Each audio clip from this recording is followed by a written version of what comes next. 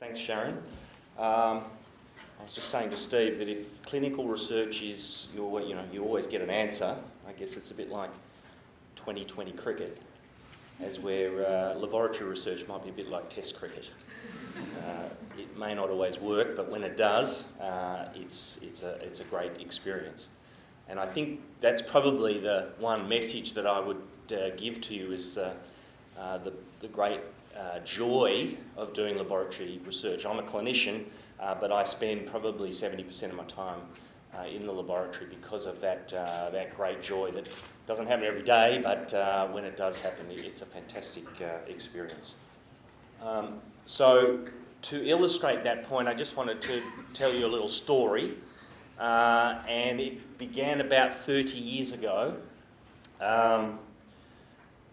This is a histological section of follicular lymphoma. So this is a type of lymphoma, a B-cell lymphoma, where there's rapid growth of B cells. And at about that time, cytogenetics had been sort of revolutionised, and a reciprocal translocation was discovered between chromosome 18, where there's BCL2, which is a gene, B-cell lymphoma number 2, was identified, and it was shifted onto chromosome 14, where there's the immunoglobulin heavy chain.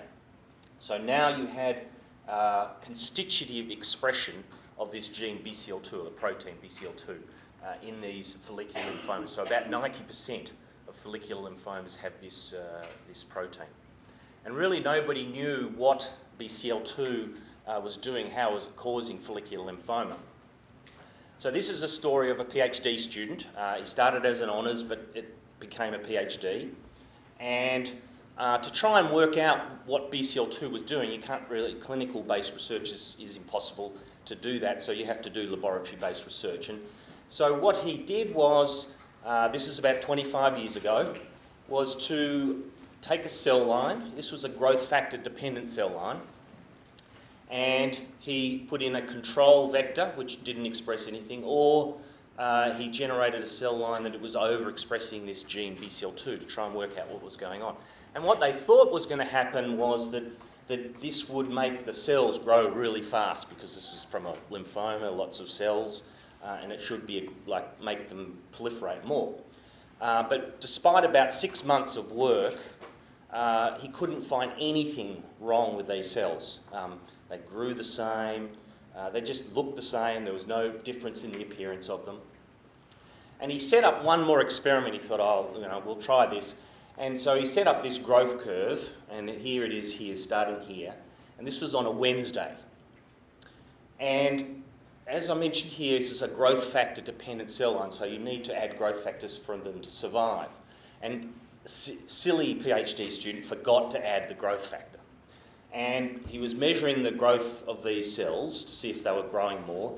And sure enough, without adding the growth factor, the cells started to die. So here's the growth curves. And it was Friday, and the pub called. So this was a tradition of the laboratories that they had to go to the pub. And they didn't actually go to the pub for 40 days. He just went for the weekend. And instead of throwing the cells out, because he thought, oh shoot, I forgot to put the growth factor in, so he went to the pub anyway. And he came back on the Monday, and he went to the incubator, and he thought, oh, I've better throw those cells out, I forgot to put the growth factor in, the experiment hasn't worked. He opened the incubator, and he looked inside, and he saw the 2 plates. There was one plate which had the control cells in them, and sure enough, the media was all pink, and the cells, he looked down the microscope, were all dead. And then he looked at the plate that had the cells that had the overexpression of BCL2, no growth factor. And he thought, oh gee, it looks a bit of a different colour. So instead of throwing them in the bin, he thought, oh, I'll just have a look. And he put them under the microscope, and he saw that they were all growing completely. They hadn't died. And it was at one point that he just realised that BCL2 was a survival factor that made the cells, allowed them to grow without the growth factor. And so it's that one discovery, one moment, that had that joy of discovery, that he'd actually realised what BCL2 was doing. And so when he looked 40 days later, you could see that the cells that were overexpressing the BCL2 kept growing while all the control cells died. So that was 25 years ago, and that has now led to the development of mimetics or small molecules that block the function of BCL2. And now there are clinical trials which are in phase 3 clinical trials of these small molecules that inhibit BCL2 in patients like this with follicular lymphoma. And I was speaking to one of the clinical researchers that is running some of these trials, and he says that it's incredible, the response. So it takes a long time. Yes, it's like test cricket, not 2020, but it's those real moments of joy that makes clinicians like me really love laboratory-based research.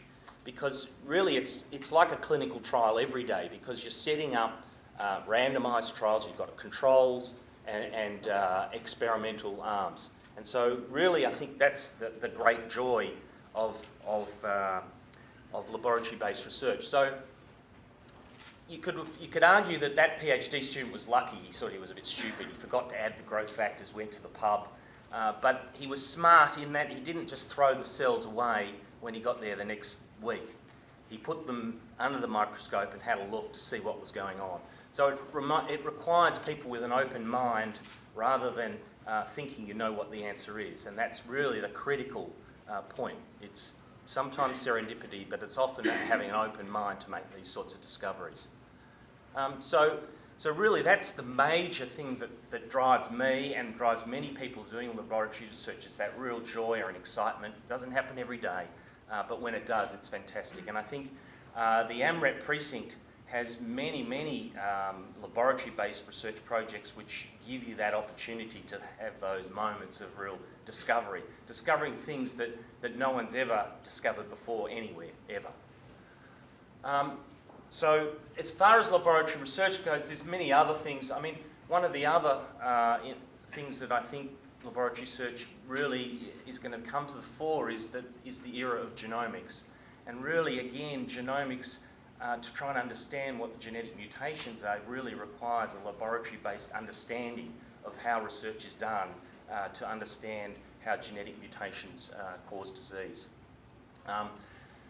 Doing a laboratory-based honours project will also provide you with some other new skills, particularly in experimental design and specific testing of hypotheses, and obviously is critical for providing a platform for a PhD.